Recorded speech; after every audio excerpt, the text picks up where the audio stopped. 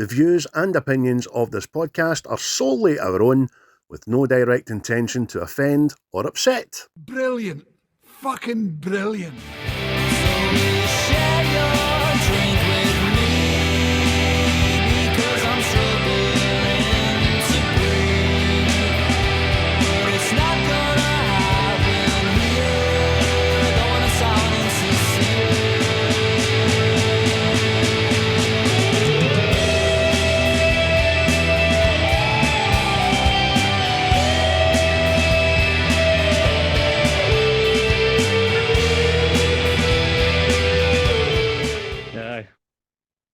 Hello everybody, welcome back to another rip-roaring spooky episode of Scottish Movie Review Show, which is a script starring myself, Craig, and my cohort, Chris. Chris, how are you? Yes, I am swell. There you go, swell right from the off. Okay. I'm like That a was good, father mate. of five, and I know a perfect cul-de-sac on a sunshiny day. There you go. A perfect cul-de-sac. What a lot of shit you thought. I'm going to start putting a timer on this to see how quickly you get the word swelling. I know, I think that was a record. That was a record. Next week, swell! I think you've just tried to describe, what is it, like 1950s America. Standing there in your freshly cut lawn at the... Hooray, Johnson. Aye. Well, hello there, Smith. Good day to you. Wife greeting you at the door with a martini. Aye. It's never too early for a fusilier. What's that in again? Tune the fat? Tune the fat. Aye. It's only 5 to 11. That's never too early for a fusilier. Brilliant. So, as always, big thanks to Quaint for providing our title track. As always, get them checked out on Spotify. Shout outs to our cohorts in the indie podcast world of seismic cinema / soccer. Do you like that? Do you like that? / soccer. Diabolical. Sounds like an old film, that. It does, doesn't it? And the Wreckfast boys who have popped up again this month, which is excellent because Masters of the Universe, I watched it the night before. Just because I was playing Football Manager. Remember I said in the group chat, so I'm going to watch a B movie and I'm going to play Football Manager. So I just put that on in the background. Bit of nostalgia. Courtney Cox, keep forgetting she was in that. She's about fucking 12 so she now. was, aye.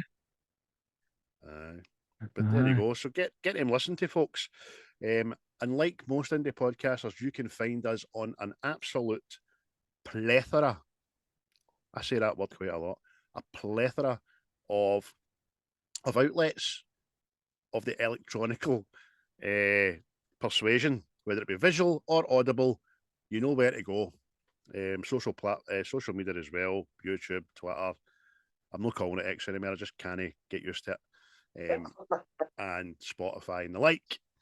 But as we've been saying for the last 20 episodes, there's always a wee surprise where you can find what's the script, Chris. And let's see if you can think of anything original this week that you found. Well, recently people have been suffering from hay fever. You know what I mean? You know, sometimes where you get that wee feeling right before you sneeze. See that? And then sometimes you get it, see when you want to sneeze and it doesn't come out and you're just like that. See that wee feeling? That is where you'll find what's the script. That's it. We are 1% of an orgasm. Oh. Because what's the script? Fact of the day, apparently.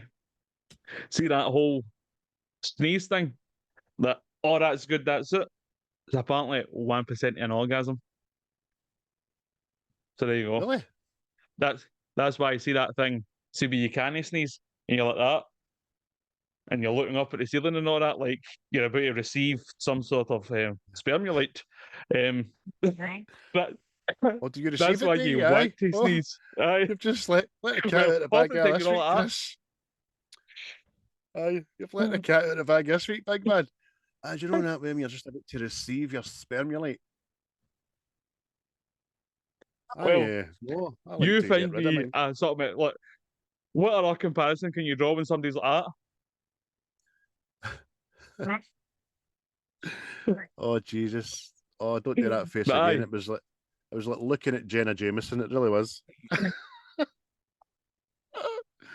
Oh, you need to go back a couple of oh, decades, folks, if you want to know who she is. But trust me, it's aye, worth the search. yeah, So there you go. That's where you can find us. aye, In the bit before a sneeze / orgasm. There you are. That's aye. a new one. Spermulate, everything. Oh, I think football will get another 4 of these to go after this series. So there you go, folks. If you can think of anywhere or you've found us anywhere as well, just let us know.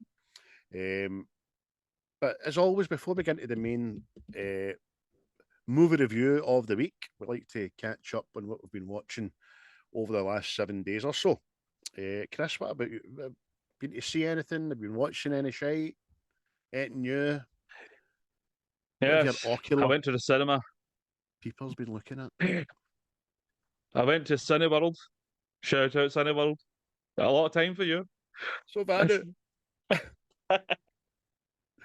Aye. I went to see Furiosa, a Mad Max saga. And it's just another action film. Like I was trying to get across to people, know how Mad Max films have they've got a feel to them. They're like their own thing. Uh-huh. That it's the beginning, intro, plot point, just absolute carnage. This it wasn't the same. Know what I mean? Without Uh-huh. giving too much away to people that people might want to go see it.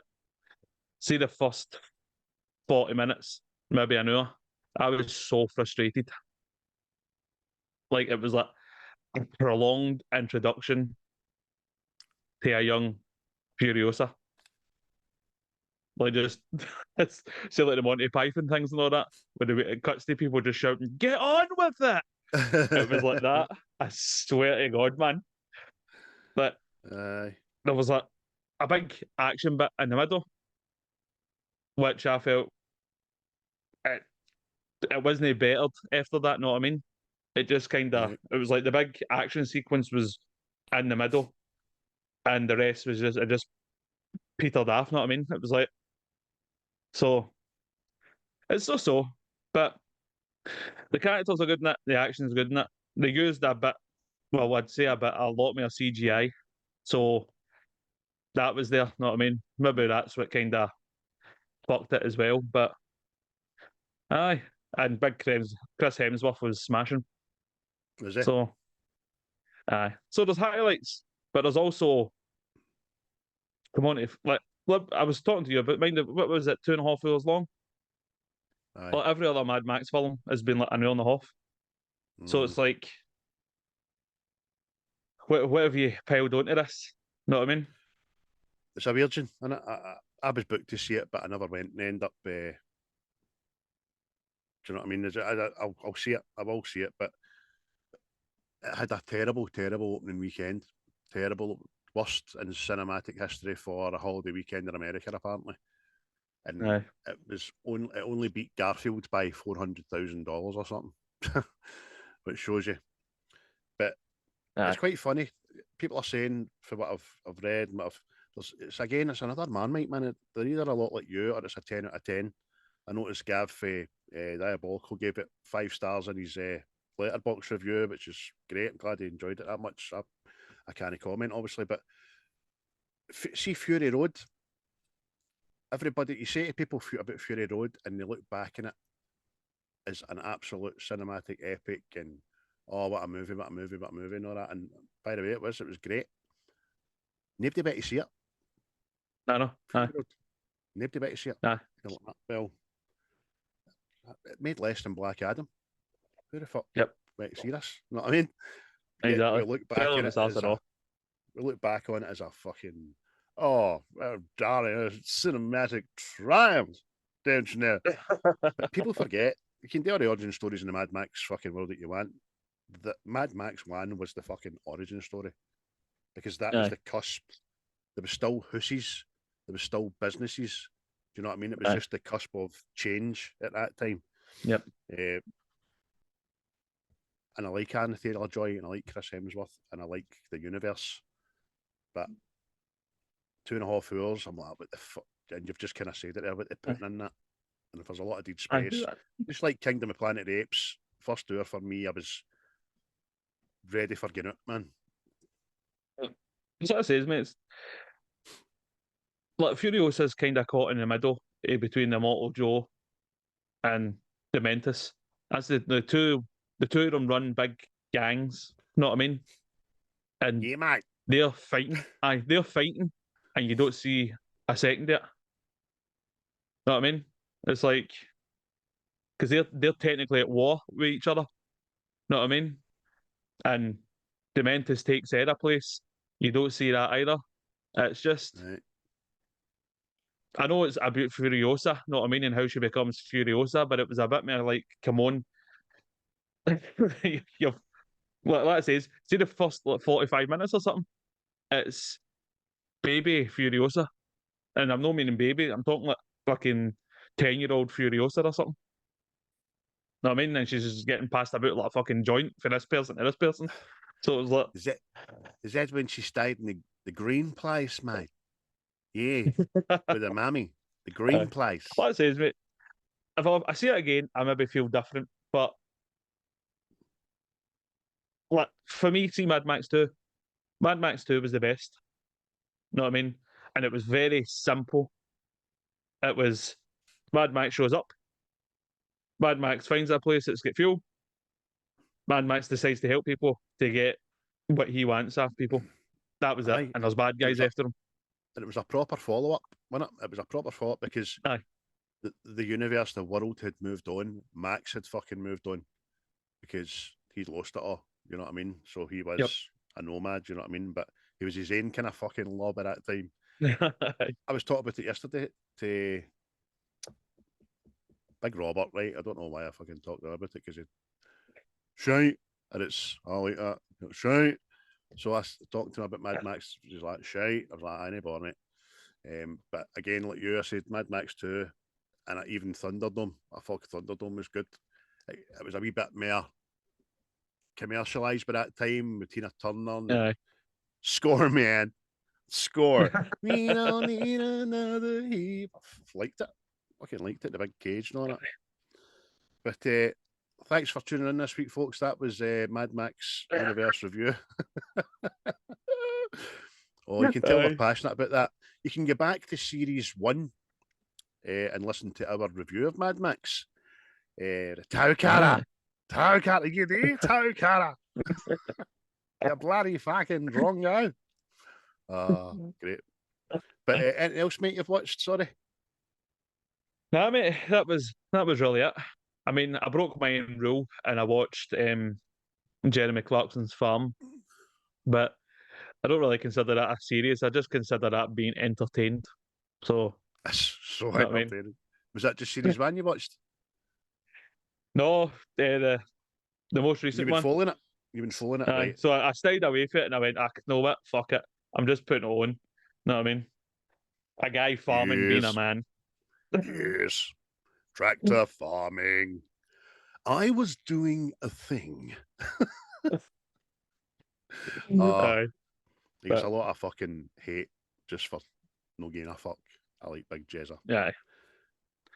I'm still to watch it. But apart from that, mate. What about yourself? What have you been into? I was a bit not as much as last week, mate. Not as much as last week. You've got to say. It was a lot last week, wasn't it? I think there was a fucking half a podcast on what I watched. But I want to give a wee shout out to a Disney movie called Robots. It's no new, but it's no one I had ever watched all the way through. But in bed with the boys the other night. Boys are my wains, by the way, no guys. Me and all my fucking gay cohorts. In bed with my sons. I invited the local rugby team round. Yes, waiting for my spermulite. So it was bedtime with my sons, and they go through phases and all that, but watching the same thing. But Archie just seen the wee robot face, went, Daddy, blue robot, watch that. And I was like, cool, we watched that. You ever seen it? Aye. Me and the brother watched that many moons ago. Ewan McGregor. I'm right, aye. Robin Williams, Aye. Halle Berry, and a fucking great cast. Mel Brooks, he's the big boss robot, good guy and all that, man. So, Yep. I tell you, mate, that's a good 7.5, 8 out of 10, that movie. Thoroughly enjoyed it. Aye. It's starting to come down the score number. because we've been watching it every night now for like a week. But aye, if you've never seen that, and you've got young children, you'll enjoy it and all. By the way, I watched the new release on Netflix with Big Bum J-Lo, Atlas. I'm no J-Lo's biggest fan. I don't really think she's a great actress. I think she's a bit more suited to that rom-com dizzy bitch malarkey, Made in Manhattan and all that crap, you know what I mean? I felt this kind of role was, I could have seen Sandra Bullock in it. But to be fair to J-Lo, she didn't dial it in. She done all right. She kind of emotionally acted when she had to. And I thought the effects and the CGI were great. It's no Shakespeare again. It's a wee future technology plot. This is what's happening. AI. Get a watch. I watched very quickly The Grandmaster, which is another version of the story of the Ip Man, who's the guy that trained Bruce Lee. Yep. Apparently. And it was all subtitles, but I watched it and it was pretty good. Just fun on Amazon. Just a story about this guy going and challenging all the different martial artists. And he's the Ip Man, mate. So he could do it fucking wants, you know what I mean? It sounds like every way which but loose. And then, totally random, because they came onto my movie channel device back in the telly stick thing. Maniac Cop 1, 2, and 3. That's the big guy with the jaw with Tango and Cash in it. That's the very man. Big Officer Cordell. Wow. A lot of that in it. Every time you see him in the shadows. Wow. See, we just want to no think about it, and you just want to go and sit down and watch. It's a cult classic now, the first one, but very, very entertaining, shall I say. But apart from that, pictures, cinema, I didn't go and see Furiosa. I'd booked Trainspotting for the anniversary one as well, and I never went to see that, and I was just shattered. So that's me, mate. That's me this week.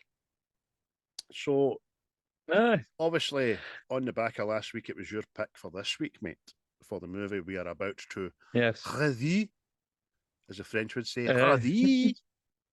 Tell the people what you picked, if they didn't already know by now. Well, after Craig told me he hadn't seen Poltergeist in a very long time, I decided it was going to be Poltergeist.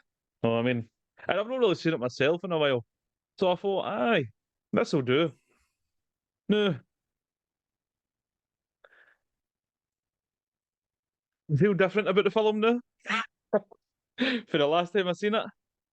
But it's still good, I'd say. You know what I mean? You just look at it differently now. Aye. But we've had the Conjuring and stuff now that have kind of went, oh, that's fucking shite up your back scary there, know what I mean? This is, I don't know, this is, for some reason, I've got a feeling this was trying to be a family-friendly horror film or something. that's the gist I got off it. I don't think it was in 1982. No. But I looking back at it now with adult eyes and all that, and seeing what we've seen since, like you say, scary-wise, then aye, it didn't hit as hard as it did when I was 6, put it that way. It came out in 1982. I was only 4. And although I'm just guessing at the age 6, I'm trying to think about when it would come out in the video shop, and my mum and dad would have bought it. And then my mum and dad would have left it lying about for me to wake up on a Sunday morning with my brother and put it in. Probably right after the Texas Chainsaw Massacre, you know what I mean? Because I'd seen that pretty young as well. and I was fucking terrified of it because it was like nothing I'd ever been allowed to or seen before or dreamed before in my buff. Do you know what I mean? Aye. And 40 years later, it's a very different film, isn't it? Aye. Oh, look, I've got a similar experience with the Evil Dead. We had the Evil Dead on videotape in here, and Well, this. Do I know how tough my fucking house was? Pair of bastard brothers I've got. They used to put it on the videotape and lock me in the living room and hold the living room shut. Wouldn't they let me out? Where this fucking monstrosity played. I got to one point. See if anybody remembers the videotape cover for this fucking that film. It had see the spooky bitch that turns at the start. She's on the front of it on green. All you had to do was show Aye. me the front of that. Never like Aye, fucking that's his fiance, isn't it? that. Aye. And it appears Know what I mean? fucking 30 years later in the fucking series, Ash and Evil Dead and all that. Aye. Hi, hey, you did cut your head off. Brilliant. But aye, but like you, mate, I watched Evil Dead years later and went, I feel a tad embarrassed. Aye. I can certainly see where the plasticine was used. I was just, when you've not seen anything for years and years and years, just remember the snippets and how you felt at that time. Like you're saying Evil Dead, same mate. I just remember that cellar door. Fucking Aye. things trying to get out the cellar door and all that. I'm like, oh. And Aye, then I watched it back. creepy and I'm bitch. Like, aye, back off, you spooky bitch. I have a feeling that's going to be hasn't- used quite a lot in this. Could be, mate. Could be. So, if anybody hasn't seen Poltergeist, the quick synopsis is a family's dream home turns into their worst nightmare when evil spirits rise up to torment them and possess the soul of their innocent daughter. That's not quite right. They don't possess the soul of their innocent daughter. They steal, they kidnap their innocent daughter. So that synopsis was a bit bish. But it's basically just it. It's about a family live in a house, and the house is a wee bit haunted. And Aye, there's going on. well, there's happenings. There's certainly Aye. happenings. Reduced. Aye. No, I looked at the budget for this and all, given say the special effects and all that were used in it. And aye. Is it $10.7 million they used budget? American. And it brought in 77.2 million worldwide. Oh no. I have it in No? good authority that it's eventually brought in $121.7 million. Oh, well, there you go. So 1,200% fucking markup on that, which was excellent. I've Aye. maybe got the figures after it's been put to video, maybe. Aye. But obviously, we're not noticing this, we're young boys, right? Director Tobe Hooper. What the fuck that is, I really don't.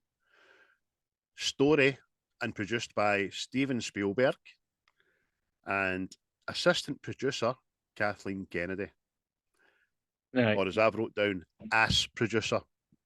Because she must have been producing ass for him for the last fucking 40 years. It's still been a job, I tell you.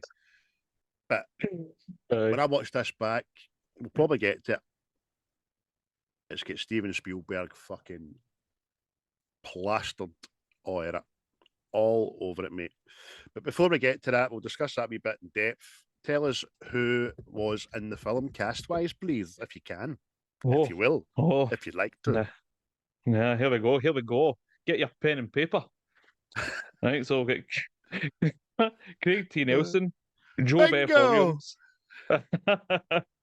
Beatrice Straight, Dominique Dunn, Oliver Robbins, Heather O'Rourke, Michael McManus, Virginia Kisser, Martin Casella, Richard Lawson, and Zelda Rubenstein. That's the ones I took note of anyway, because they're all the key players, I'd say. I am the same, mate. There's a lot of other ones in there I never bothered about, like Specky guy that comes, picks his face to sink and all that. See JoBeth Williams? Aye. Have you been calling her JoBeth? No, I'm not. I've But been I'm just calling her, curious where such a name comes from. I've been calling her JoBeth for the last couple of watching the film yesterday. I'm like, oh, get out of there, JoBeth. What are you doing? You fucking maniac.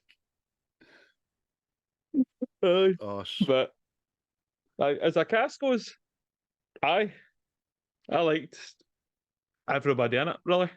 The only person that does me nothing is wee Robbie. But he's away, isn't he? So, but I don't mind him. It's his big sister. She's a oh, kind aye. of fucking pointless. And now that I look back and all that, and fuck all really happened to her because she was out getting humped by her boyfriend most of the film, you know what I mean? She was. See that end when she Aye. turns up with pigtails and all that one? Aye. And And a then big there's a big nookie. aye, and there's a fly wee dig in about we're going to go and stay at the Holiday Inn on I-75. Oh, that's a nice place. And the one's like, what? You did in a fucking motel? Aye. You know what I mean? Aye. And there's a lot of shady acts by the family in this, by the way. Aye, we'll discuss that because there's some fucking cracking things. IMDb, it's sitting currently at a 7.3 out of 10. Yeah. And the Rotten Tomatoes audience score has been very kind to the nostalgic, probably properties of this film at 88%. So that's definitely. And do you know, it was nominated for 3 Oscars: Best Visuals FX, Best Sound Effects, and the Best Score, which unfortunately didn't win, but nomination. But awards-wise, and other factions, it won everything everywhere else, didn't it? Aye. Oh, I can totally understand the visual effects because it's if anybody that's watched was that Light and E.T. Magic or something. Aye, it was E.T. that fucking cleared the board in the Oscars that year. So it was just the effects and all that. See the big house disappearing at the end and all that. It must have been fucking something else. Because what the fuck? Have you watched ILM, didn't you? Aye. You see how they done that? Aye. Brilliant, mate. It's just ingenuity that doesn't exist anymore. Aye, don't explain it to him. If you want to see how that was done, I don't know why you wouldn't have watched Industrial Light and Magic anyway. It's fabulous. I've watched it twice. I think it's just great. I think it's just they just invented themselves for a time that needed them, and computers have just fucking shit all of them, unfortunately. But anyway, it doesn't matter. That's it. That's great. Yeah, but the visual effects in it were smashing. Even the big ghosts and the fucking just everything. Know what I mean? It just a lot. The only bit I fucking laughed out loud, right, was when they step into that room and shit's floating around the room. Know what I mean? And the book starts flapping about and it's got an evil laugh and all that, and I'm going, oh. But aye, there's that. For the time, I think it would spooked cunts, huh? Well, it definitely did. Fuck's sake.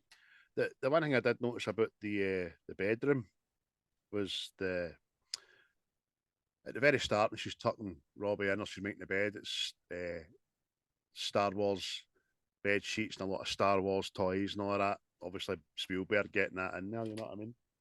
Aye. Oh, here, by the way, see we Robbie, see we had kept the holding him. We guy could make a mint. You know what I mean? There's toys there like that. Oh. Here, do you know what else? Aye.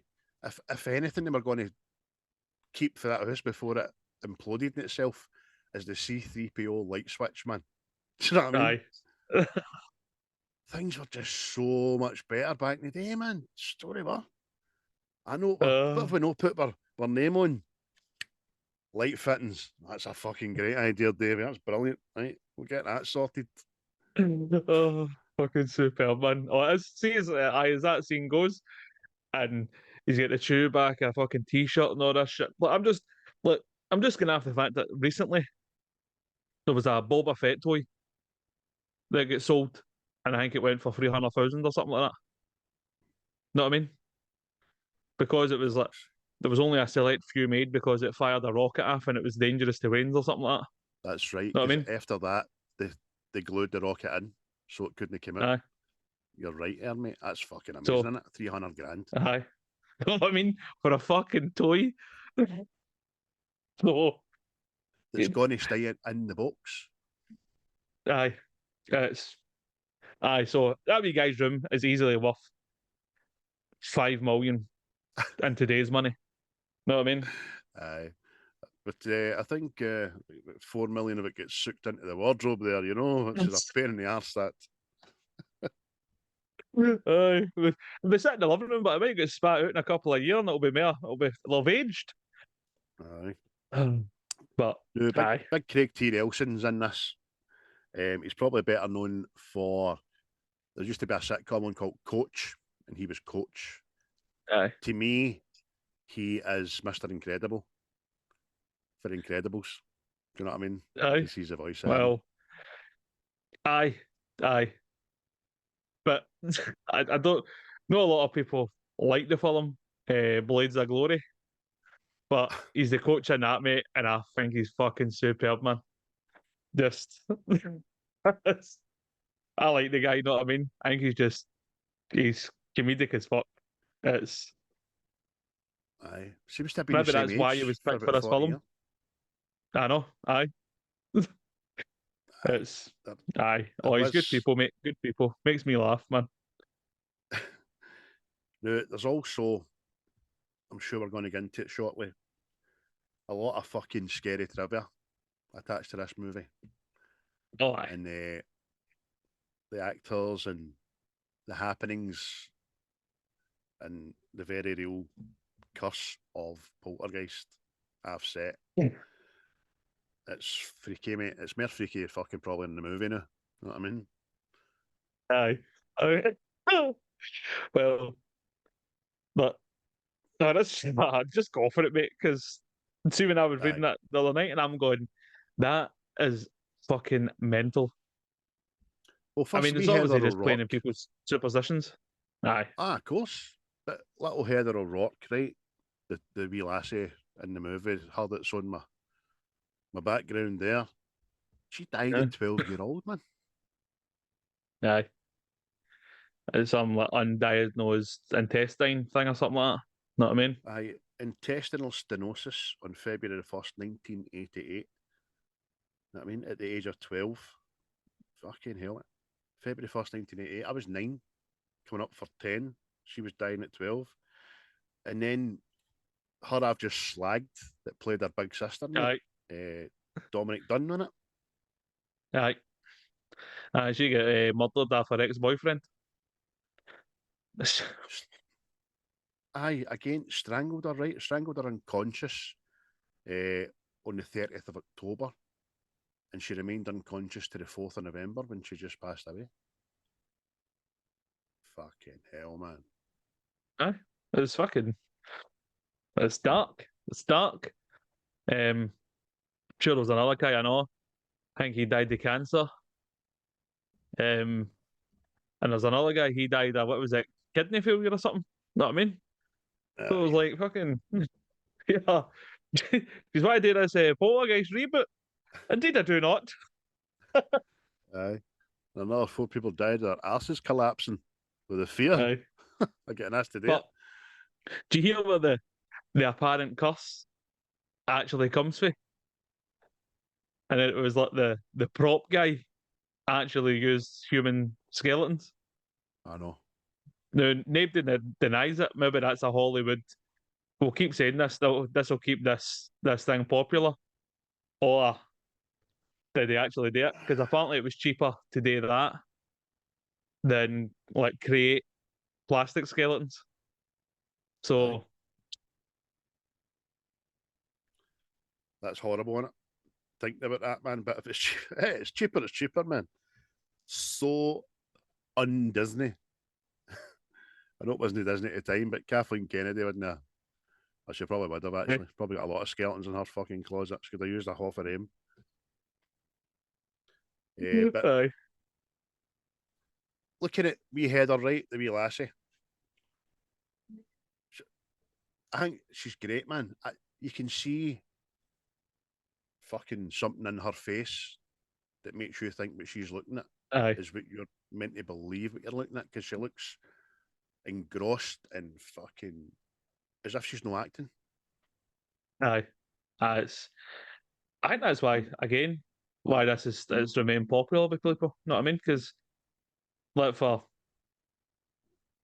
most parts, see Wayne's in horror films and all that, majority of the time they do people's nuts in, you know what I mean? And they're just a means to an end. But I think this real actually sold it. You know what I mean? So it's like, because I don't, I've already said, I'm no wee Robbie's biggest fan. You know what I mean? So, you know what I mean? And he goes through a bit more traumatizing things, but hey ho, mate. But you're right, mate. See the whole talking. See that right away. I know Wednesday fucking freaky things, right? But see right at the beginning when she's talking to the static telly. I was like, no, burn it. Kill it with fire.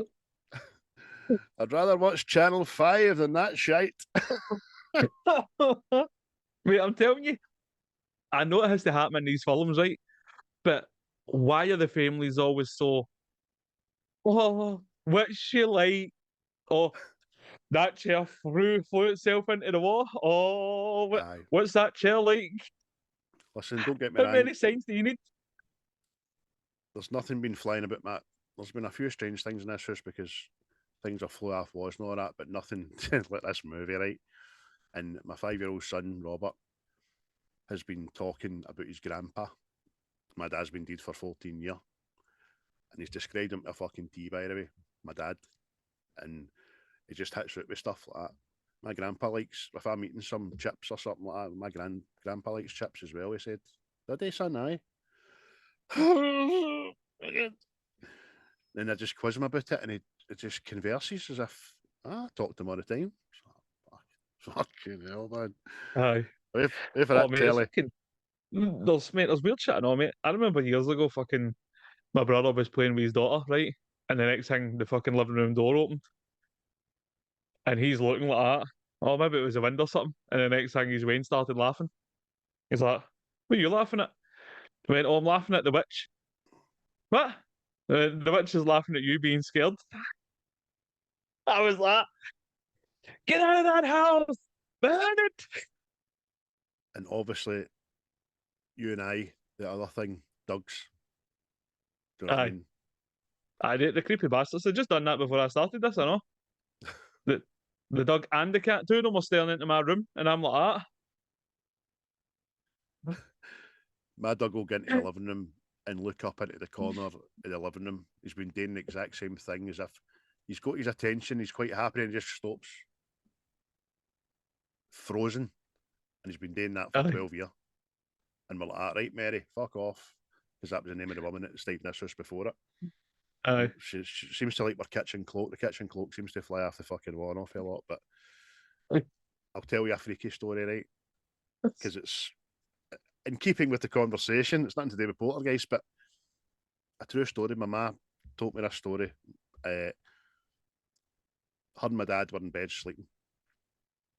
My dad shot up out of his sleep and went, my dad. And then the bedroom door fell off its hinges. And then 5 minutes later, the phone went, and my granddad had been attacked and left for dead. And that's how do you explain that shit, mate? Nah, mate, it's fucking. I'm not going to go down the whole hocus pocus route and all that, but there's shit cannot be explained. You know what I mean? There's definitely. And it's always these Waynes that give you the fucking heebie. Maybe they've got a wee Wayne union. See, like fucking Boss Baby. They're all like that. Here. say there's a fucking witch in the house. Watch this cunt shite yourself. He didn't buy you Cocoa Pops. Tell them there's a fucking old woman sitting in the chair. There. Or it's like that shitey Disney film Inside Out, or the wee people in your head, the wee emotions and all that. Here, phone the brain. Hey, brain, you've just seen a 3-headed monster in that closet. Get it tilt to the eyes. But there we go, folks. Whether you believe, whether you don't believe, this film plays on your fucking... Plays on you, the bastard. No. But I'm just thinking, man, it's just, see the whole, right, obviously the chair thing was fucking freaky. See the first time you see it, she turns away, boom, they're all stacked up and all that. For me, that's the right. Phone the movers, because this get out of here. Know what I mean? No, the way she goes, she ends up drawing lines and fucking. She's making a game out of it. She's papped her way in it. Aye, but I better be a good mother and put a football helmet on her, because that would just be fucking child abuse. You know what I mean? Aye, preposterous. But she's all delighted, man. Steve's been out at his work all day selling hoosies. Come in, won't see this. This is fucking brilliant. Come in, we'll see this. Aye, and he's just as bad, because it's very apparent throughout this whole film. You're right, mate. The minute they chair stacked themselves, they should never have been in that house ever again. Aye. They should have fucking been on the highway before that wee lassie reached the end of the fucking drag line. Know what I mean? Aye. But, I mean, like I was saying, it happens it has to happen in these films, right? Or you don't get a film. Like, put it this way. See if I was in a film and that happens in my hall, the fucking film is done before that chair gets to the finish line. I'm fucking gone. See, like a fucking Wile E. Coyote cartoon or something, just the outline of me in dust, just gone. Aye, every light in the house on and all that shit. Aye. Fuck that, playing with fucking ghosty posties. Fuck that. What is, we'll get right to it, what is some of your favourite bits in it? Oh, right to the scenes. Well, it's going to be that iconic, but see, obviously that the spirit comes out the telly the first time, because it's just, see the music and everything, it's just so creepy, man. Just like she's sitting staring at his telly, fucking see that, by the way. How many people turn their telly off at night after this?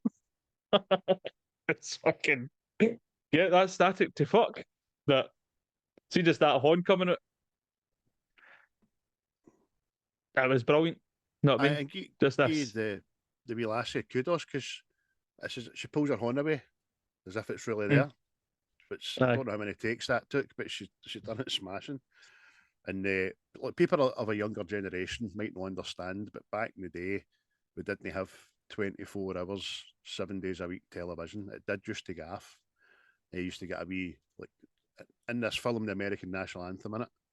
Same thing used to happen in Great Britain after a certain time. And just to let you know, it's a good night and thank you for watching from everyone here at the BBC. We hope you enjoyed our programs and will tune back with us tomorrow morning. Good night. God be with you. And it was God save our great. But I more often than not, sometimes you got up middle of the night and my dad would be lying in front of the telly and it would be like that. Just snow. Aye. It's just, it was creepy. Let's say the first time I watched it, because you're like, oh, she's talking to things and I don't think you were going to see anything. But then this fucking horn comes out, tries to grab her. You're like, no. Oh, no. And obviously, the music just lends to it because it's fucking quite like sinister. You're going, oh dear. This is not Casper. This is not what I signed up for. That is one of the main things we were talking earlier on about Steven Spielberg being written on this, the music. It just instantly felt like Raiders of the Lost Ark music. Yep. And then Gary was in work yesterday and he watched a wee bit of it when I was on my lunch. And I said that to him and he's like, aye, E.T. and on it. And I was like, fuck. Yeah, you are. Yep. So, definitely. Another bit, a favourite bit, but it's more what you don't see. It's when Diane's talking to Carol Ann and she's in the other dimension or wherever it is, right? And the next thing she says, there's somebody else here. And you're going, oh no, it's got to get the baby. It's got to get the baby. She's went to Netflix. She's went to the Stranger Things. She's upside down. And it's just this, you hear it just like, see, chasing her through the house and all that. And you're going, what the fuck is this, man? And see that's what fucking freaks me out about stuff like that. You're going, oh, what is it? You can't see it, but you know it's there. Know what I mean? So Aye. that When we done The Conjuring, when the lassies get into the room and they're looking behind the door, you don't see it, and it's just dark. And that's aye. one of the scariest bits in that whole film, is behind that fucking bedroom door, man. It really is. You're right, mate. Aye. It's no. Oh, I'm getting goosebumps just thinking about that. It's so bad. It's just. Oh, if I'd hair, it was standing up my pubes. So it is.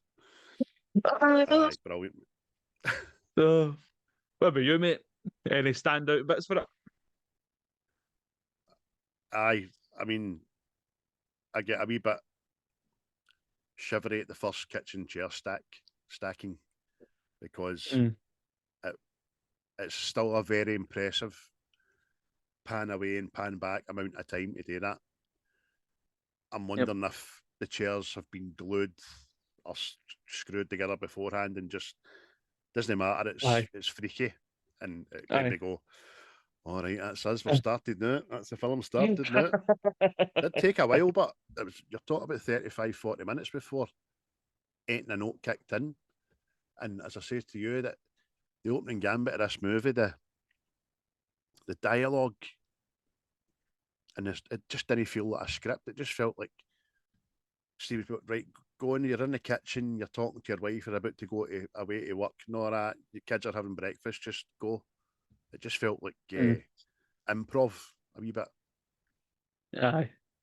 I think they just maybe they tried too hard just to make things normal. Know what I mean? Because these films always start like that. Like it's the perfect family, the perfect day. You ever noticed, I know? And like horror films, nobody ever gets the cold or anything. Again, this is me harking back to nobody ever needs a shite when this is going. Know what I mean? Like, God, the toilet's up the stair. I don't want to go myself. Oh no. What is it? Oh, my belly. Really? The new? That fucking is just you're wanting a shite. Oh, kitchen sink job.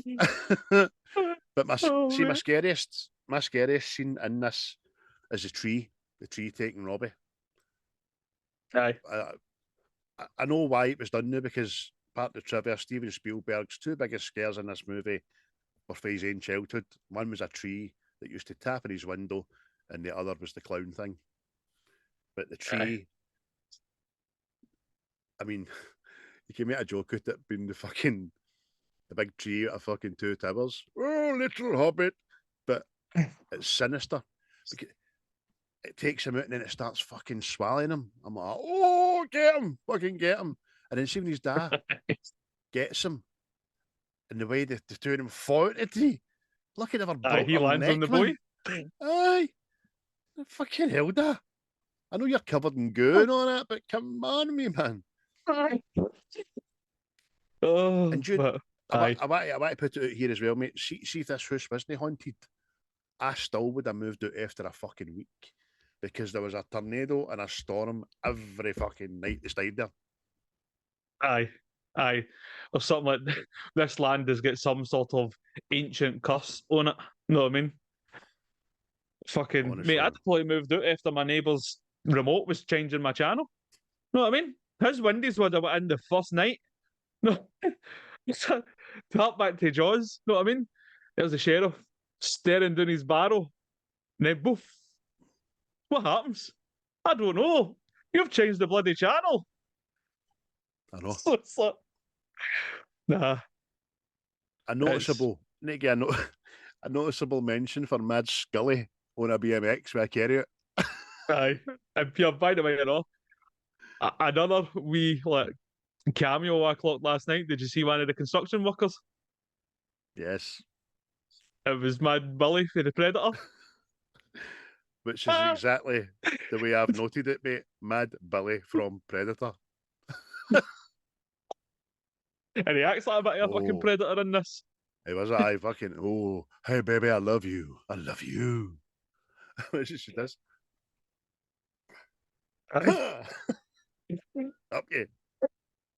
Aye, and her mom's pure chuffed.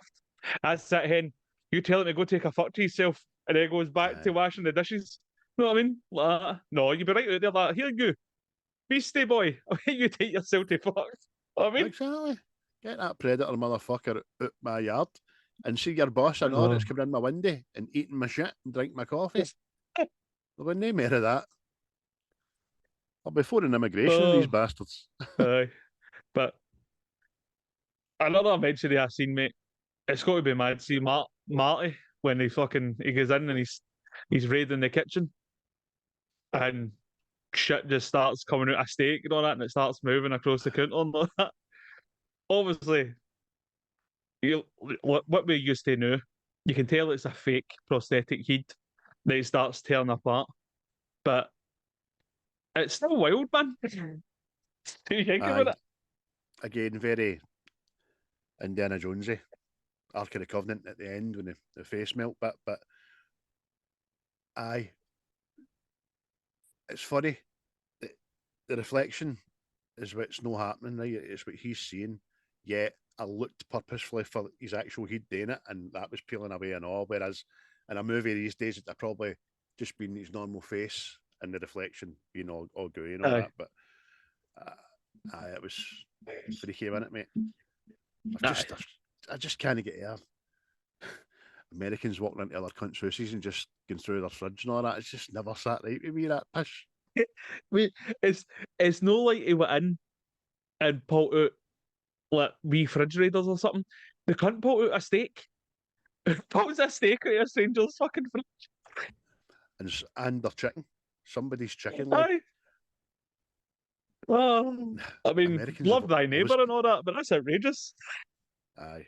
I mean, excuse me, I know I said help yourself, but come on to fuck. You know what I mean? There's frozen pizzas in the big freeze and all that, and that steak cost about £8. I was saving that. I mean, big fucking steak. Aye. That's oh man, Will Smith with the bacon. I was saving that. Aye. Pat of eggs, motherfucker. Aye. But I was all... Sorry. No, you go, mate. Go. I was just going to say, his partner in crime, the black gentleman with the camera, doesn't he do fucking anything in this at all, didn't he? No? Nah. It's just... Oh no. Sorry. It is one of the funniest things in this. They're sitting at a table, right? Remember, they've just showed them the bedroom. They're sitting at the kitchen table. She's like that with a cuppa. And he says, so has this been happening long? And the coffee pot moves. Doesn't say a fucking thing. Then the light flickers and he goes, oh, do you see that? Or the light, mate? Aye. Oh, that was terrifying. You and light twittering.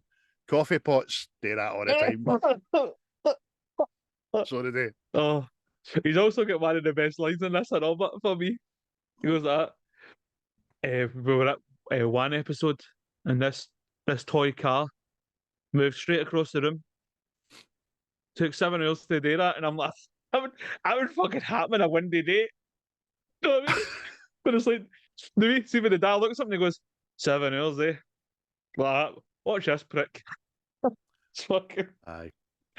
But this time, the makeup department have absolutely failed Craig T. Nelson. They've made him look like Dracula for a Hammer horror film with the fucking black mascara under the eyes and all that. Oh, mate, it's fucking. See that. No, it reminds me. You ever seen the first Dawn of the Dead film? Mm-hmm. See when they're into the supermarket. See, obviously the wee guy gets butt, and the next thing he's in the bed, and he's pure pale white, but it's just pure black eyes under it. It looks like a panda. You're like that. Boy's nae well. You got to see St. Mummy there. Aye. You paisley panda.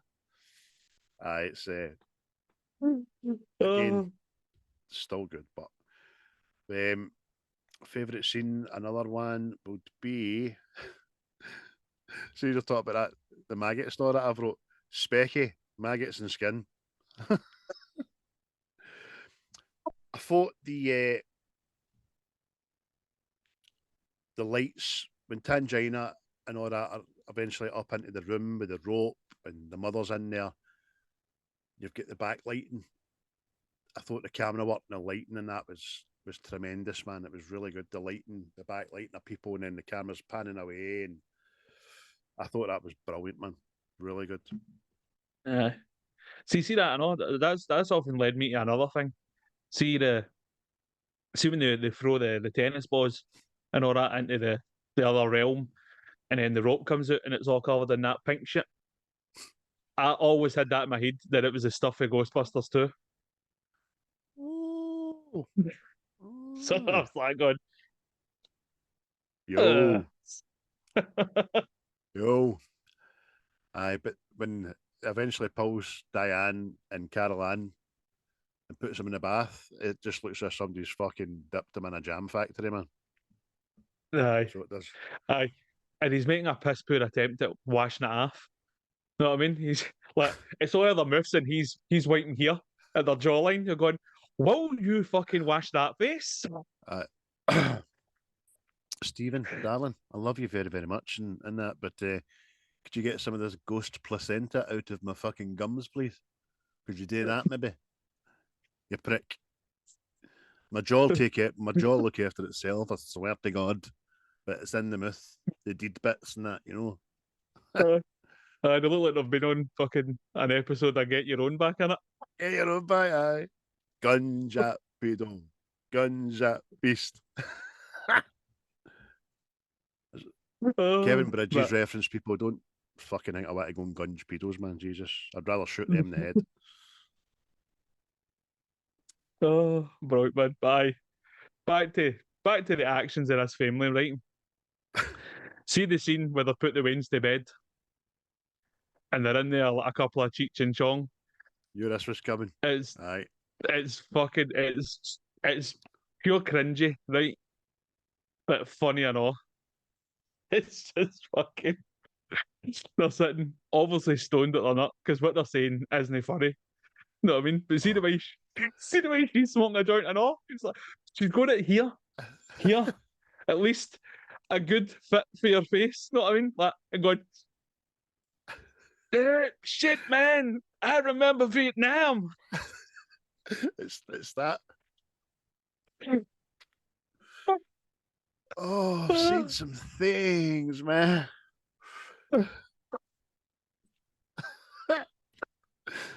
Oh. But the contrast, the funniest thing about that, so the movie has painted him as being kind of liberal parents and like a wee joint and all that, which is fucking smashing. But halfway through the film, when the lassie offers her some hard liquor, a wee flash, she's like, oh, I don't think I should. You know what I mean? Fuck up, Ben. You're up there like Snoop Dogg of an evening. Aye. The dad's in the back going fucking acid. Oh. But that's what this movie is, just one big acid trip on it. I know. But mate, they was see the most recognisable. The bit that was so hilarious about that whole stoner bit. See when she's telling the story about how she used to sleepwalk in, and then she sleepwalked into a guy's car, and the guy get jailed and all that, and then they get pure para. Oh, here, fuck, man, put that out. Aye. And he starts jumping about and looking in the mirror and all that, his belly, and you're like, fucking get a grip, man. If I jump in my bed, I'd break the fucking thing. But that is funny. That is funny. Oh. Just shows how the script's a wee bit all over the place. Aye. That's how I'm thinking. See, this, I don't know if this was like an attempt at a family-friendly horror thing or something. Know what I mean? Because there's humour strewn right through it. Know what I mean? Fucking so good, man. Aye, that's so good. Another fact about the movie was that Drew Barrymore was considered for the role of Carrie-Anne, but producer Steven Spielberg wanted someone more angelic, and obviously Barrymore's audition landed her the part as Gertie in E.T. anyway, which was done the same year by the Berg of Stephen. Aye. So you're talking about the chair stacking and the tree scenes. The chair stacking was done in a single shot. So assuming they panned away. That's what I mean. super impressive. There was no Aye, but noise, one take they done it. Apparently the crew ran out, grabbed the tables and chairs and all that, and then so it must have all been glued together, and then sat this fucking thing there like that. But That's and then definitely fucking worked. when Robbie's getting munched with a tree, that was actually filmed in reverse. So he's actually in the tree to begin with, and he's getting pushed out like a wee jobby. So Oh, it's getting squeezed out there. But when it did come out, nobody wiped him, which was stinking. aye, see that annoyed me forever and all. The boy is walking about like he's fucking I don't know, man. He's escaped for Shawshank, you know what I mean? And it's like, Aye. will somebody get me a towel? But in the grander scheme of things, in the house, this grander scheme of the house, that was a clever ruse. The tree thing to get them all away for wee Carol Ann. It was getting sucked into your own wardrobe. That was quite good, wasn't it? The whole getting sucked into the wardrobe thing, the slow motion worked, and the things flying in totally worked. Ah, superb, man. It's like one of the things that makes people remember, I know, isn't it? And it's probably been parodied if it's not as well, but it was well good. Because you're like, oh no, it's going to get away. It's going to get away. Another thing that stuck in my head was her headboard. Aye. Iron headboard. Just remembered that so well, man. Don't know why. Just fucking. Probably because she was clinging on to it for dear fucking life. I was going to say, I realised he's got a vice-like grip. But says here I know that JoBeth Williams, who played Diane, mad JoBeth. Oh, I'm so fucking juvenile. JoBeth was hesitant about shooting the swimming pool scene because of the large amount of electrical equipment positioned over and around the pool. So Steven Spielberg crawled into the pool with her to shoot the scene, and Spielberg told her, "Now, if a light falls in, we'll both fry." You're for a watching you. Aye. Well, oh, you're such a cracker. You're so funny, Stevie boy. I suppose it was good directing. I'll end up here like one piece of toast.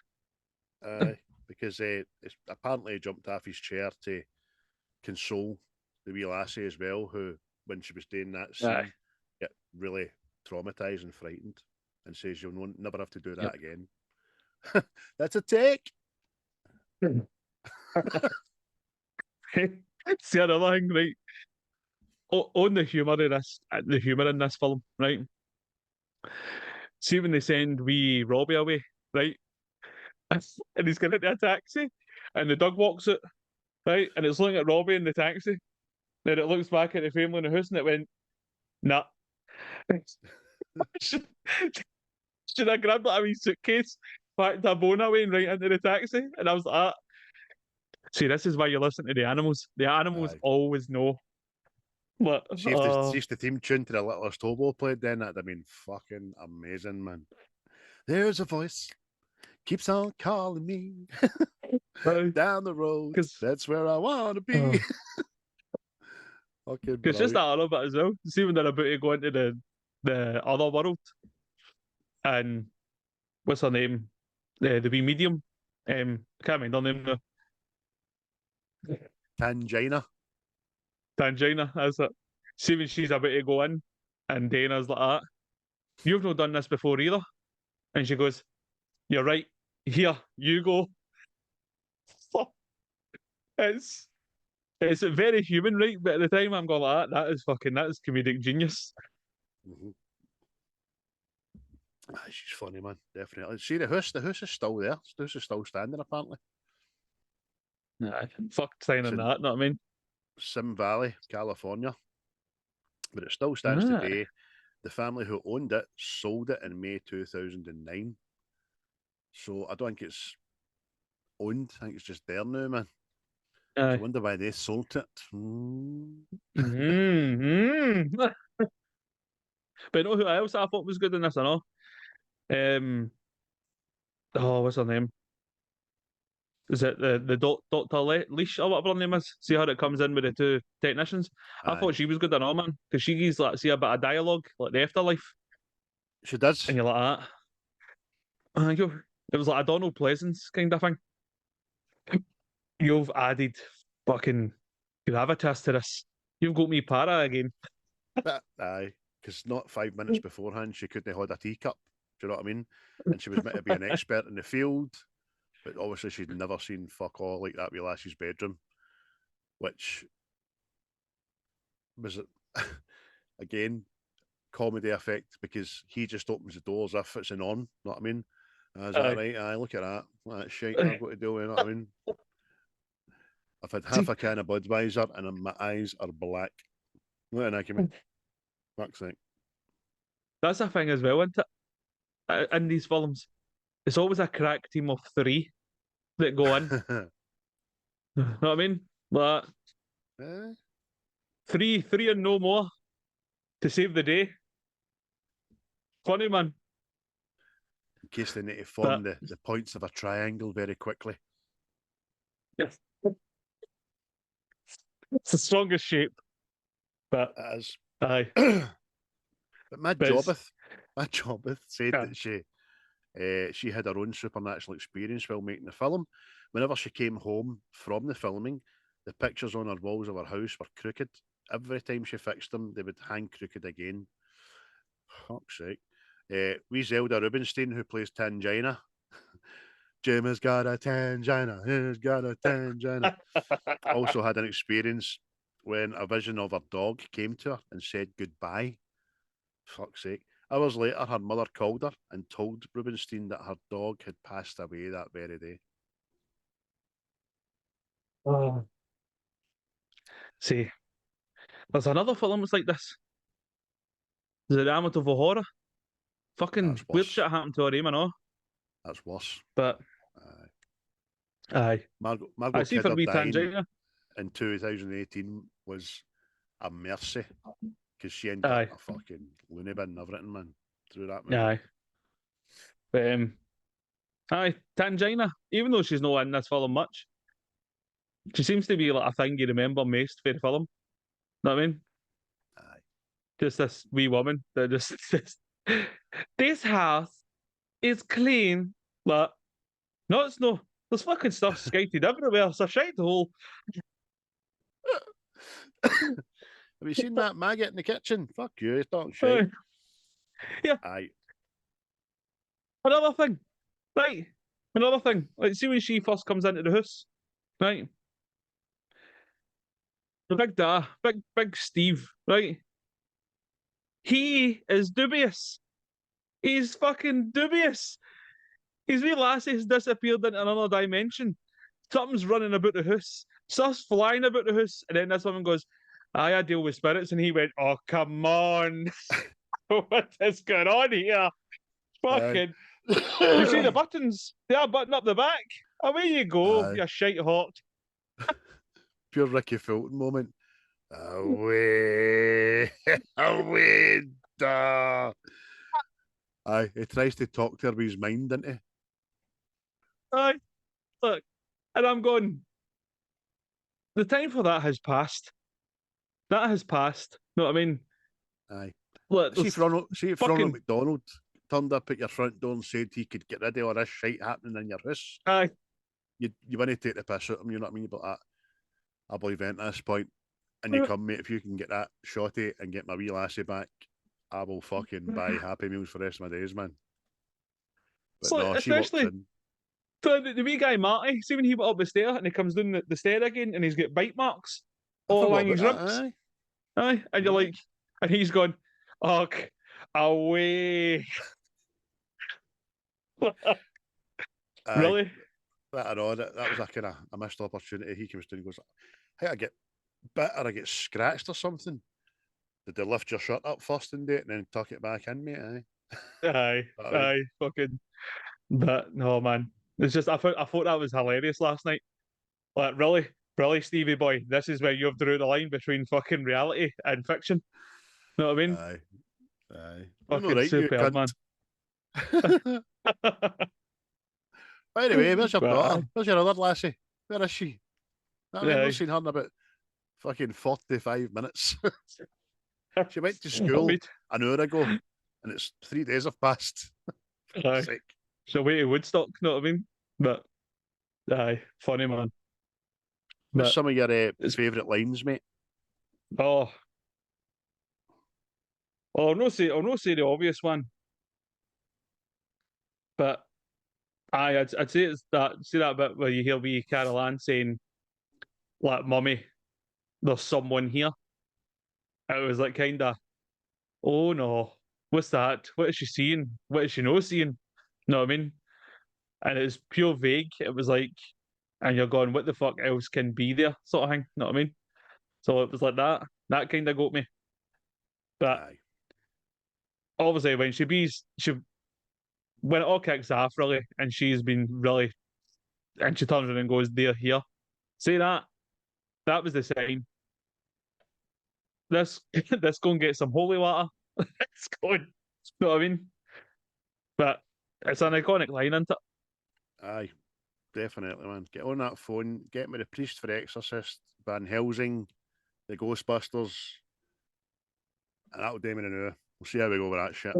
Because my wee lassie's freaked me the fuck out. I get child services, get a wee lassie to fuck. Don't care if she's my daughter. She freaked me the fuck out. Right, hen, that's you. You're out this house. Get your packed lunchbox back to get the fuck. Aye, aye. And stay away from your sister. If you can find her. Aye. Nah, that's just they ones, mate. Just again, it was. I think it's the whole thing. You don't know what it is she's seen. Know what I mean? And she says the lines, and it just leaves, let's see, your imagination to go, oh, who the fuck? Know what I mean? Aye. So it's probably for that reason they're two of my favourites anyway. The other ones are just comedic ones that I just fucking made me laugh. Aye. Just wee ones that I forgot to write down, but I did write down.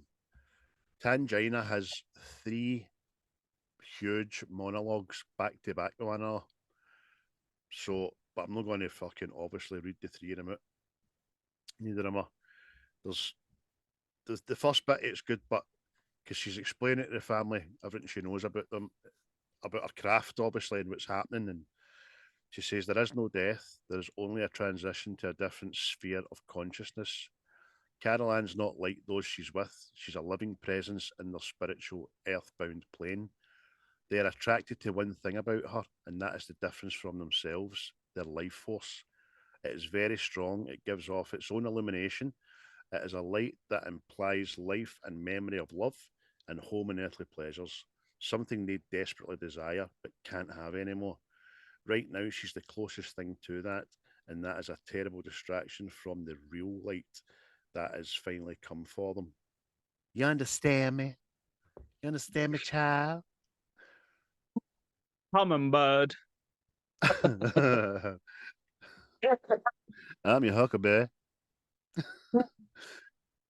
See, Uh, the thing that really fucking done man in this movie. Go to the light, don't go to the light, go to the light, don't go to the light, no, go to the light, no, don't go to the light. What the fuck's happening with this light, mate? aye, aye. It was like, obviously, as the light, was the light a good thing or a bad thing? According to I technically Tangina. still don't know. No, I don't know. According to Tangina, there's 2 different lights. There's other lights. Oh, it's just, Aye. but when it mattered, they went to the right light and came out the hole in the ceiling and covered in jam, and get put in the bath and all that, which was smashing. But I've got to imagine people going to see this in the pictures back in 1982, thinking, you know what I mean, this house is clean. I have exorcised the demons, thinking that was it. But the minute, Aye. again, like you said at the very start, they're getting no urgency to get the fuck out of this house. He's like, I've just got to go to the office and do a couple of things, and we're not staying here the night. I'll not hear it. I know you want to, but we're not staying here the night. She's like, no bother. But if the Waynes want to fall asleep in their beds, in these scary rooms, you let them fall asleep.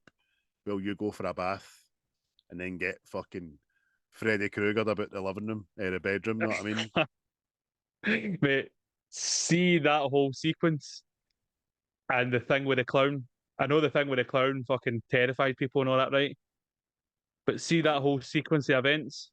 Scary Movie 2 has changed the way I will view these things now. Because it's just fucking. Have you ever seen Scary Movie 2? It ridicules the two bits. Know what I mean? And I just can't get them out my head now. You know what I mean? Whereas I can imagine it was like fucking, oh my god. You know what I mean? Well, Like, the house isn't clean. Get that Aye. Tangina, get your money back after. Why he's got to go to the office and Aye. no load his family into a fucking Pickford's van and get to fuck.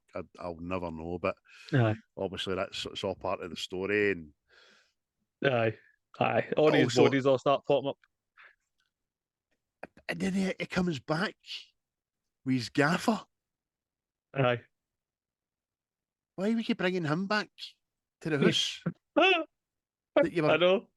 just going to pick the Waynes and the wife up and get to fuck. What's he doing back here?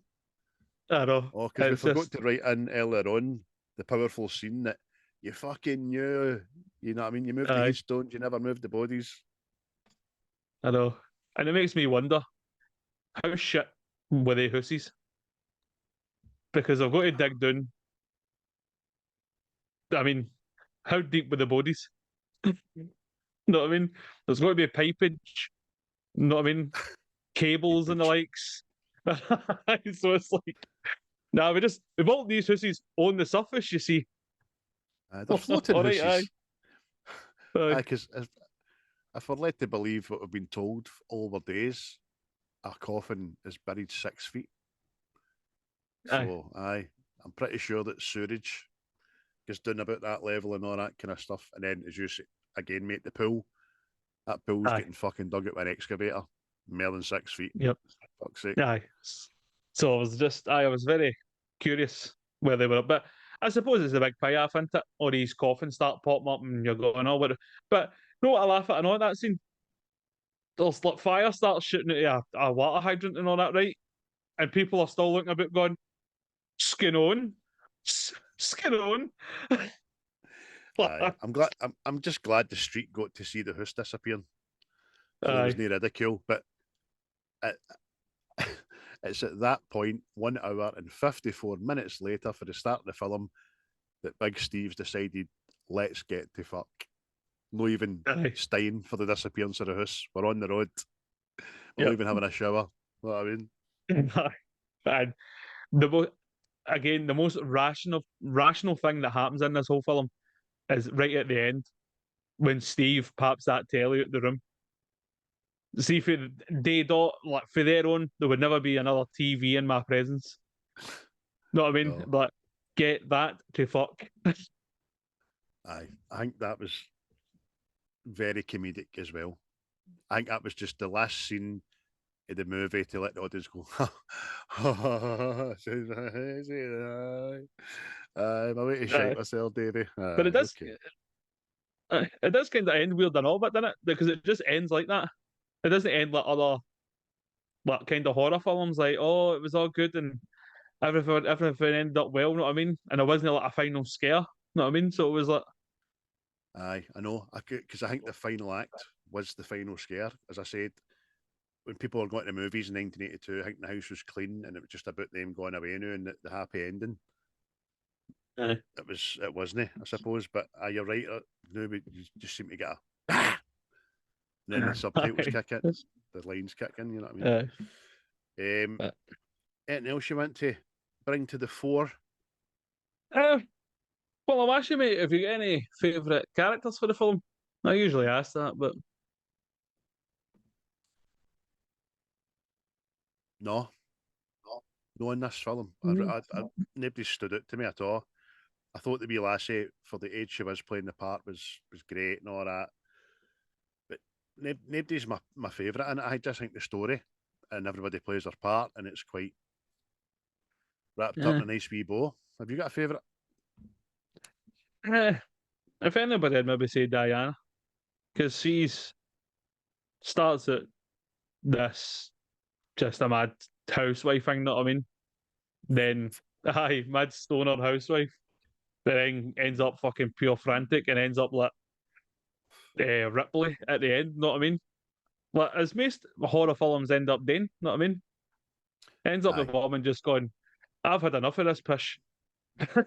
So, Aye. know what I mean? But don't tell Jennifer Lawrence that there's a woman in the leading role in a film saving the day. Don't tell her that, because Aye. that never happened. But- Obviously, that's a Aye. lie. Don't be nice. Aye. At the end, when she was getting like zapped down the stairs and all that, I was like, fucking got me stairs. You fucking call yourself a ma. Come on, you. Aye. But I said, Aye. you're right, mate. She Aye, was just- the most prominent figure in the whole film, I suppose. Aye. Plus, it's the whole fucking at the ragged edge of it all, know what I mean? Because that's what you get. Because obviously, the dad Steve, he looks like death warmed up at one point, but you don't really get the sense of fucking like, the end is nigh for him, know what I mean? No, Whereas she's up there. she's the constant, isn't she? She's the constant throughout Aye. the movie. She's never away for the house, basically. Aye. Every cunt else, like the daughter's away getting fucking hoovered. The dad goes to work now and again.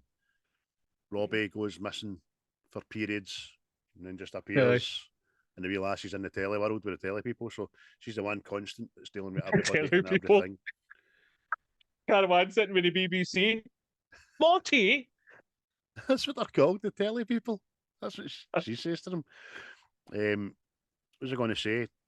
The other thing, a bit of trivia I forgot to mention, we mentioned the clown, right?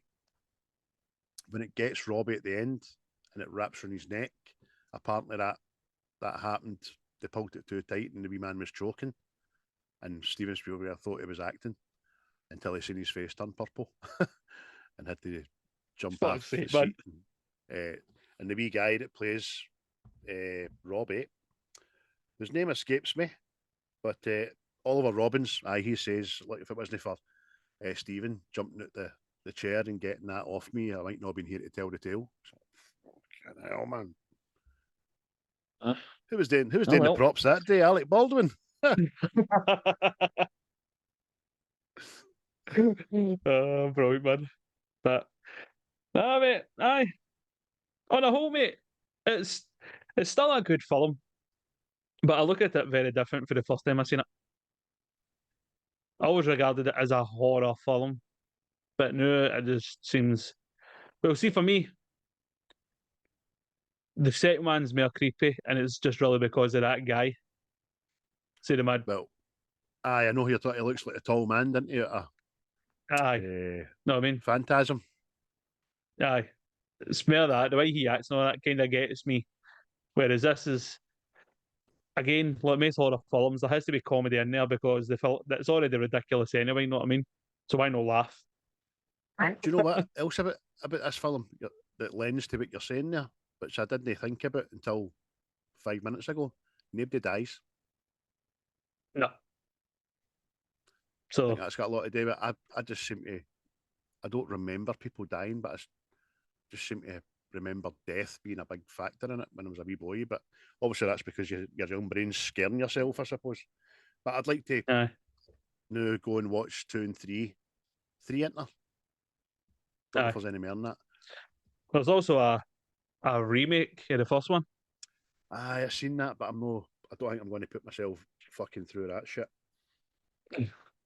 Because I think I've seen it, but I can't remember it. So I might just watch it for that reason. For shits and gigs. You know what I mean? Yeah. Because this and the other film at the time that scared me was the original Omen. Oh, that was aye. freaky. That was freaky. Aye. People do fucking die in the Omen. Wins and everything. You know what I mean? Aye. That's still freaky, that film. That's still, and I think it's partly because of the fucking song that goes through that and all. Big choir bastard and singing. What's your fucking problem? I remember we started playing it at Ibrox for the second half running music for a time. Nothing gets me up for it like a fucking horror tune. There's nothing like running it to the second half with Dominique possession in your fucking brain.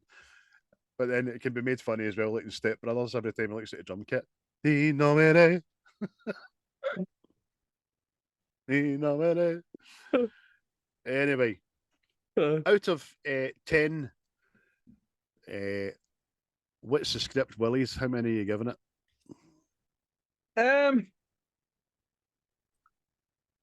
I'll get. I have gave it a 7 in the past, so I think I'll just maybe stick with a 7 because it's not as if it's shite. You know what I mean? It's not as if it's adapted in quality. It's just that I look at it different now. So I'll stick with my 7. Aye, nice. I originally had it as an 8 in ImDb, but I'm going to drop it to a 7. And I watched the 4K, 4DK visually remastered one, and I think that helped a lot. I think if I watched the fucking grainy 1982 VHS effort, it'd have been even worse. But a 7, you're right, mate. It's no just worth a watch. It's a good film. It's a good film for its time. It's just very hard in this day and age to get another point for it being made 40 years ago. Aye. But it's definitely still worth Well, I mean, mate, we live in a world where the Conjuring series is happening now, right? And that's, for me, that's the top. You know what I mean? Because that shit just gets me. No, so Still it's no no works for that them. it's not as dark as that. You know what I mean? So but it's got its own place. You know what I mean? Wee question about the Conjuring, mate, right? Because you've seen them all, haven't you? Yeah.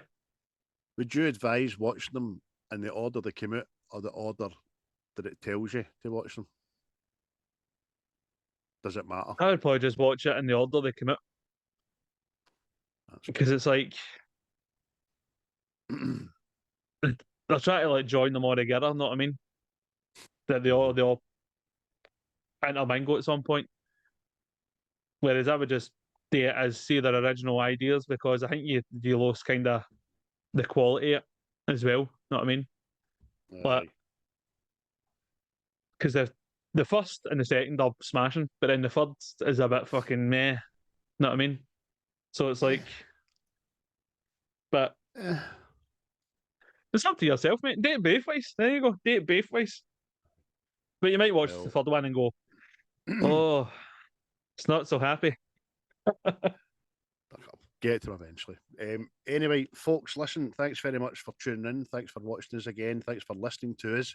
If you could do us a wee favour, just please send us to someone, share us, word of mouth's how we grow and all that jazz. That you'd be doing us a massive favour.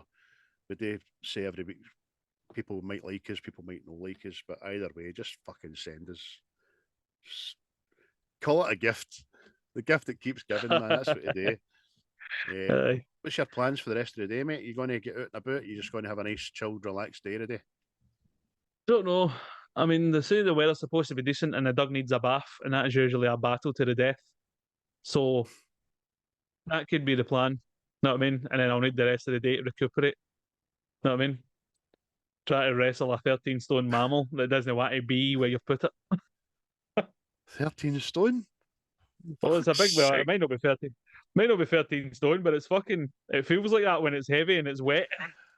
Aye, and it's you've got to incorporate the force against you. I know, you know what I mean? Aye. I can imagine that be a struggle. Excuse me. What about yourself? Oh, in fact, anyway, if you go next week's film chosen on, I will consult my little list. Because I had them pre-picked, obviously, weeks and weeks ago. Let's see what I've got left. Oh, two very contrasting movies here. I don't know how to go with it.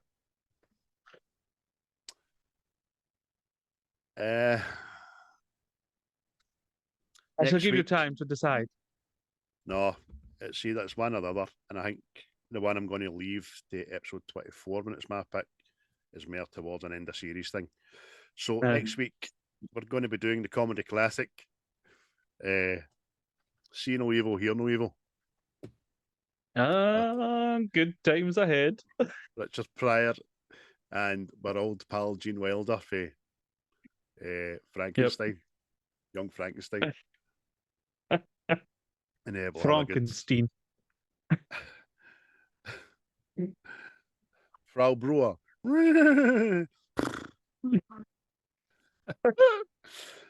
So, just for a shits and giggles, see no evil, who no evil. A wee classic for back in the late 80s, early 90s. Can't remember. Aye, all right with that. Aye, that's a smashing choice, that. So hard trying not to tap into my list of 50. You know what I mean? So hard. Your wee list. Oh, just I'm looking at it now, mate. I've got some absolute bangers in there. I'm sure you have as well. Oh, aye. But there we go, folks. Listen, thanks again. We will see you next week. Probably try and get work schedule. Would probably suggest we've got Monday today, our next episode, didn't we? Because we're Tuesday to Friday next week. Tuesday to Saturday. Tuesday to Friday. Yeah, I think Tuesday so. Friday next week. So maybe get this recorded Monday and put it out on Wednesday or something. Yeah, possibly.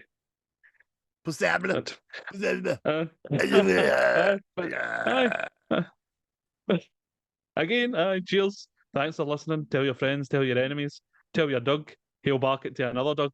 Know what I mean? And just remember, if you sneeze today, think he has.